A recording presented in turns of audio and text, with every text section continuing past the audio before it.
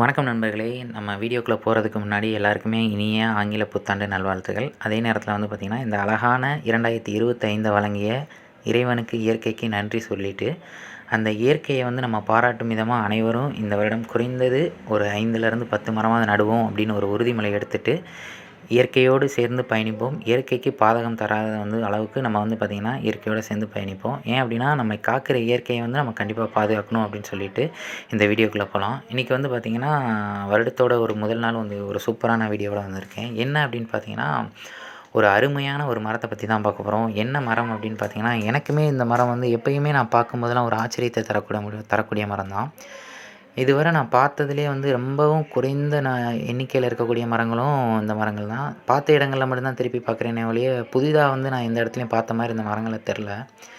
பார்த்தோன்னே நிறைய பேர் கண்டுபிடிச்சிருப்பீங்க இந்த மரத்தை.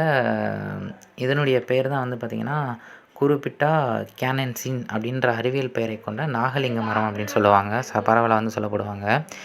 இந்த மரம் பார்த்திங்க அப்படின்னா, ரொம்ப அரிதான எண்ணிக்கையில் இப்போ பார்த்திங்கன்னா, விரல் விட்டு எண்ணக்கூடிய எண்ணிக்கையில் குறைஞ்சி போச்சு. குருபிட்டா கேனன்சின் அப்படின்னு அழைக்கப்படக்கூடிய நாகலிங்க மரம் தான் இது. பார்க்குறதுக்கு ரொம்ப அரிதாகவும் குறைந்த எண்ணிக்கையில் தான் இந்த மரங்கள் இருக்குது. இது பார்த்திங்கன்னா, தூத்துக்குடி மாவட்டம் ஏரல் அப்படின்ற இடத்துல இந்த மரத்தை பற்றி நான் பார்த்தேன். அது போக பார்த்திங்கன்னா, காஞ்சிபுரத்தில் பார்த்துருக்கேன். அப்புறம் இன்னும் ஒரு சில கோயில்களில் இந்த மரங்களை பார்த்துருக்கேன். நல்லா நான் பார்த்த வரைக்கும் ஒரு 10 மரங்கள் வரைக்கும் தான் பார்த்துருப்பேன். இந்த மரங்களில் என்ன சிறப்பு அப்படின்னு பார்த்தீங்கன்னா, முதல்ல இதனுடைய பூ பார்த்திங்கன்னா மிகவும் தனித்துவமானது, ரொம்ப அழகாக இருக்கும். அதுக்கு அடுத்து பார்த்திங்கன்னா, இந்த மரம் இருவித்திலை மரம். இதனுடைய இலைகள் பார்க்குறதுக்கு நம்மளுடைய இலவம்பஞ்சு மரத்தோட இலைகள் மாதிரி தான் இருக்குது. பார்க்குறதுக்கு நல்லா கூட்டு இலைகளாக 5 இலைகள் இருக்குது. அதே நேரத்தில் இலைகள் நல்லா பசப்பாக பச்சையாக இருக்குது. என்னடா ஏதோ அப்போ இருந்து சொல்கிறியே, உருண்டை உருண்டையாக மரத்தில் தொங்கிக்கிட்டு இருக்குது, என்ன அப்படின்னு யோசிச்சுட்ருக்கீங்களா? அதுதான் பார்த்திங்கன்னா, இந்த நாகலிங்க மரத்தினுடைய காய். இது பார்த்திங்கன்னா, இதில் இன்னொரு சுவாரஸ்யமான விஷயம் இருக்குது. இதுக்கு இன்னொரு பெயரும் இருக்குது. என்ன பெயர் அப்படின்னா, கேனன் பால் ட்ரீ அப்படின்னு சொல்கிறாங்க. இப்போ தெரிஞ்சிருக்கும் உங்களுக்கு ஏன் கேனன் பால் ட்ரீ அப்படின்னு பேர் வந்துச்சுன்னு. ஏன்னா அந்தளவுக்கு பெருசாக இருக்குது அதனுடைய அந்த காய்கள்.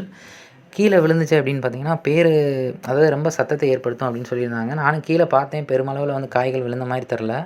அதற்கு இன்னொரு மெயினான காரணம் என்ன அப்படின்னா, இதனுடைய காய்கள் முற்றிய நிலையில் விழுகிறதுக்கு ரொம்ப காலம் ஆகுமா அப்படின்னு சொல்லியிருந்தாங்க. இந்த மாதிரி நல்லா தரையிலேயே பார்த்திங்கன்னா, எல்லா இடத்துலையுமே அரும்புகள் கொத்து கொத்தாக பூக்கள் பூக்குது. எல்லா இடத்துலையுமே இந்த மாதிரி தான் இருக்குது பூக்கள். இதனுடைய அமைப்பை வச்சு தான் பார்த்திங்கன்னா, இதுக்கு நாகலிங்க பூ அப்படின்னு பேர் வந்திருக்குமோ என்னமோ தெரில. அதாவது இயற்கையாகவே பார்த்திங்கன்னா, நம்மளுடைய அந்த நாகம் பார்த்திங்கன்னா இருக்கிற மாதிரி அந்த அமைப்புகள் இருக்குது. இதனுடைய அந்த கலருமே பார்த்திங்கன்னா, பார்க்குறதுக்கு அவ்வளோ ஒரு அட்ராக்டிவாக இருக்குது. பெரும்பளவில் பறவைகள் எதுவும் சாப்பிட்ட மாதிரி தெரில. ஆனால் தேனீக்கள் நிறைய இருந்தது அந்த இடத்துல. சுற்றி பார்த்திங்கன்னா, தேனீக்களும் குளவிகள் நிறையா இருந்தது. மற்றபடி எறும்புகள் பார்த்திங்கன்னா, அந்த இடத்துல அதிகமாக இருந்தது. மற்றபடி நம்ம பறவைகளோ எதுவும் உண்ண மாதிரி தெரியல. இதனுடைய இலைகளும் பட்டைகளும் மருத்துவ குணம், சித்த மருத்துவத்தில் பயன்படுத்துகிறாங்களாம். அதாவது நம்முடைய தோல் வியாதிகளான படர்தாமரை, இந்த மாதிரி சில தொற்று வியாதிகளுக்கு பார்த்திங்கன்னா, தோல் மீதி அவுட்டர் யூஸ்க்கு யூஸ் பண்ணுறாங்க. மற்றபடி இந்த மரம் பார்த்திங்கன்னா, நஞ்சு மரம் தான். அதாவது அதனுடைய பழுக்கள் அந்த பழங்கள் எல்லாமே நஞ்சு மரம் தான் அப்படின்னு சொல்லியிருந்தாங்க.